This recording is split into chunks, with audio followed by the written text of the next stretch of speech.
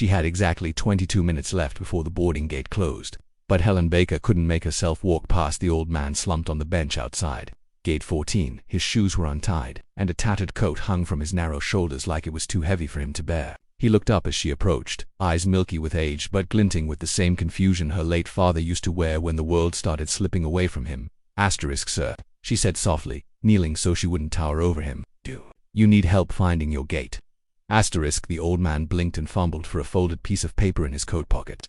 His hands shook so badly she had to hold the page steady to read it. It was a boarding pass flight 728 to Chicago, already marked final boarding. The same flight she was supposed to be on. I don't remember where to go, he murmured, his voice trembling like dry leaves. My daughter ... She said she'd meet me at the other end, but I can't find ... His chin sank to his chest. Helen's heart contracted. She knew she was running out of time. She glanced up at the departure screen flashing last call. She could still make it if she left right. Now if she didn't look back, if she didn't care. But she did care. She always had, even when it cost her ... She touched his cold hand. It's okay, I'll help you. He lifted his gaze to hers, relief warring with embarrassment. I'm sorry to be a burden. You're not, she said firmly. She hefted her carry-on onto her shoulder, slipped her arm through his, and guided him through the terminal. The walk felt endless, every step accompanied by announcements repeating the final boarding call. She called the gate agent's number listed on the sign. They said they couldn't hold the plane for her any longer. Ma'am, if you're not here in the next 90 seconds, we're closing the door. Helen looked at the old man, whose lips were moving in silent confusion, and she realized there was no universe where she could leave him behind. She had promised herself years ago, standing beside her father's hospice bed, that she would never again walk away from someone who needed her. Not ever. So she didn't run for the gate. She stayed beside the old man, calming his panic as she led him to the desk. When she explained he was disoriented and frightened, the staff tried to radio the plane, but it was too late. The jet bridge door sealed shut with a hollow thunk that sounded like the end of something important. Helen's stomach twisted with regret. That flight was supposed to take her to her niece's wedding, the first family gathering since her father's funeral. She'd saved for months to afford the ticket. Now she'd have to find a way to rebook, if she could even afford to. But looking at the old man, she knew she'd made the right choice. The attendant arranged for a wheelchair and an escort to take him to a quieter lounge while they reprinted his boarding pass for a later flight. Before he was wheeled away, he gripped Helen's hand with surprising strength. You have no idea what you've done for me, he said, voice hoarse with feeling. Helen smiled, though her eyes stung. It was nothing.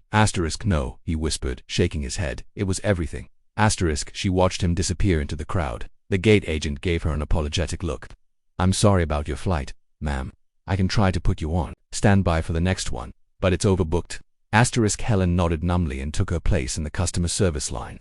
She waited nearly 40 minutes to learn that there were no guaranteed seats until morning. She would have to sleep in the terminal. With a resigned sigh, she wandered to a deserted corner near the food court, sat on the cold tile floor, and cradled her bag in her lap. Her phone buzzed with her sister's messages. Where are you? Did you land yet? And she swallowed the lump in her throat as she typed back. Missed my flight helping someone. I'm okay. I'll get there tomorrow. Tomorrow, she repeated to herself like a fragile promise. Hours passed. The terminal emptied and refilled. Helen barely slept. She woke at dawn, joints aching, and trudged to the ticket counter. She was next in line when she felt a hand on her shoulder. Excuse me, Miss *. She turned to see a young man in a tailored suit. His dark hair was perfectly combed, his posture too confident for someone working a dawn shift. Are you Helen Baker? He asked. Yes. She rubbed her eyes, embarrassed at her disheveled state. I'm glad I found you, he said. Mr. Albright would like to see you in the VIP lounge. Mr. Albright. The gentleman you helped yesterday. Helen blinked. He's still here. He rebooked his flight for this afternoon, the man said with a faint smile. He was very insistent that you join him. Uncertain. Helen followed the man past security doors into a hushed, elegant lounge that felt worlds away from the chaos outside. Plush chairs, polished wood, and the smell of fresh coffee. Near the window sat the old man, Mr. Albright, his coat replaced by a pressed cardigan, his hair combed neatly. He looked up with a smile that brightened his whole face. There you are, he said, holding out both hands. Please sit with me. Helen hesitated, glancing around at the business travelers in suits and expensive watches. She felt out of place in her wrinkled jeans and travel-worn sweater. But he nodded. Enquagingly. I owe you an apology, he said once she sat. I should have explained who I was yesterday. You don't owe me anything, she assured him. He studied her, then let out a quiet laugh. My dear, I own this airline. Asterisk, she froze. I'm sorry. Asterisk, my name is Charles Albright, he said gently. Albright Aviation. I started it 50 years ago. I don't usually travel without my assistant, but she fell ill, and I thought I could manage. Clearly, I was wrong. Asterisk, Helen's mind reeled. The airline, his airline. Asterisk, I've been thinking all night about how many people walked by me yesterday, he said softly. Some were busy, some just didn't want to see. But you stopped, you saw me. You missed your flight because you wouldn't leave a stranger behind. Asterisk, her throat tightened. It wasn't a choice. I couldn't have lived with myself if I hadn't helped. Asterisk, that is exactly why I wanted to see you, he said, his gaze warm. We live in a world that rewards stepping over each other to get ahead, but you didn't do that. You reminded me of something I feared we'd all forgotten, that compassion matters more than convenience. Asterisk, Helen felt her face burn. Anyone would have done it. Asterisk, no, he said simply. Not anyone, but you did. Asterisk, he reached into his leather briefcase and withdrew a slim folder. I'd like to offer you something to repay your kindness. Asterisk, oh no, please, I didn't help you expecting anything in return. Asterisk, I know, he said, smiling again. That's exactly why you deserve this. Asterisk, he slid the folder across the table. Hands trembling, Helen opened it. Inside was a voucher for unlimited flights on Albright Aviation anywhere, anytime for the next 5 years. Asterisk, her heart thudded so loudly she was afraid everyone could hear it. I can't accept this, she whispered. You can, he said. And you should, because I can't think of anyone more deserving. Asterisk, she pressed a hand to her mouth, overwhelmed.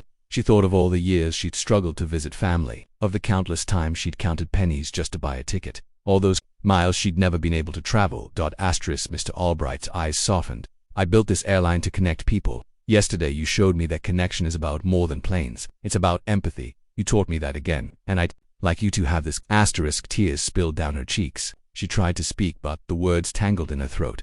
Asterisk, he reached across the table and took her hand in his.